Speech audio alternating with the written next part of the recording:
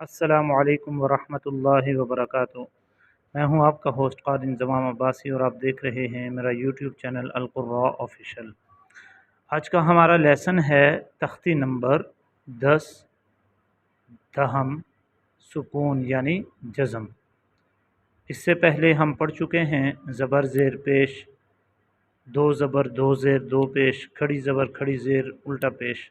آج ہم پڑھنے جا رہے ہیں جزم، کہ جزم کیا چیز ہوتی ہے اور جزم والے حرف کو کیا کہتے ہیں اور جزم کس طرح پڑھا جاتا ہے، یہ ساری چیزیں آج ہم پڑھیں گے۔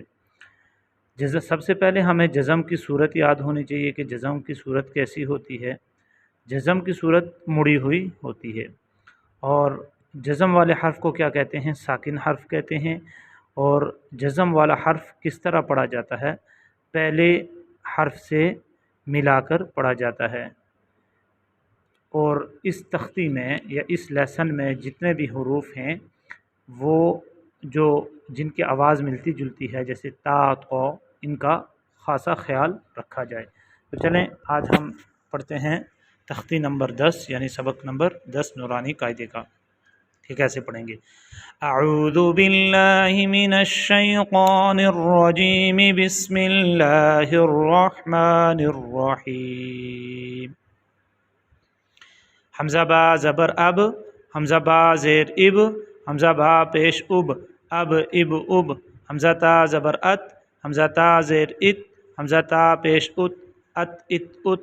حمزہ سا زبر اس، حمزہ سا زیر اس، حمزہ سا پیش اس، اس اس اس۔ حمزہ جیم زبر اج، حمزہ جیم زیر اج، حمزہ جیم پیش اج، اج اج اج۔ حمزہ حا زبر اح، حمزہ حا زیر اح، حمزہ حا پیش اح، اح اح اح۔ حمزہ خا زبر اخ، حمزہ خا زیر اخ، حمزہ خا پیش اخ، اخ اخ اخ۔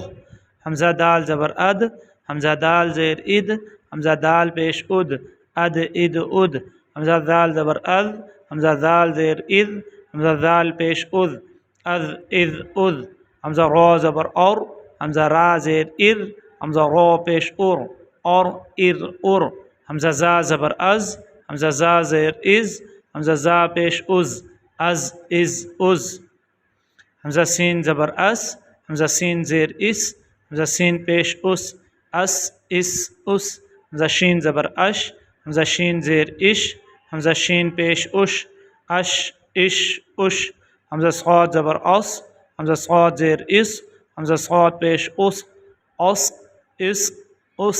حمزہ غاد زبر اغ، حمزہ غاد زیر اغ، حمزہ غاد پیش اغ، اغ اغ اغ۔ حمزہ طا زبر اط، حمزہ طا زیر اط، حمزہ طا پیش اط، اط اط اط۔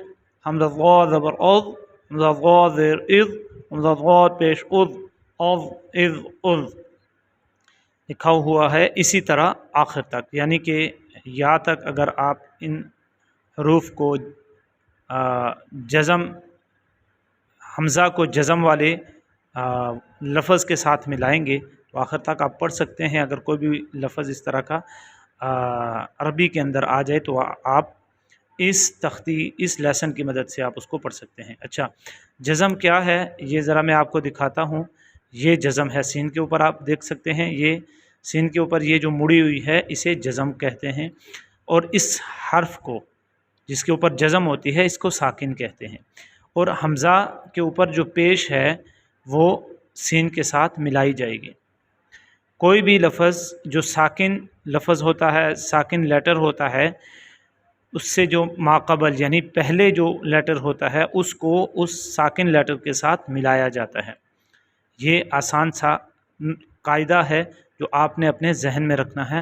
آج آپ نے یہ سیکھ لیا ہے کہ جزم کسے کہتے ہیں، جزم کی شکل کیسی ہوتی ہے اور جزم کو پڑھا کیسے جاتا ہے۔ ٹھیک ہے، اپنے ہوسٹ قاری انضمام عباسی کو ایک نئی ایپیسوڈ کے ساتھ تب تک کے لیے اجازت دیجیے۔ اللہ نگہبان۔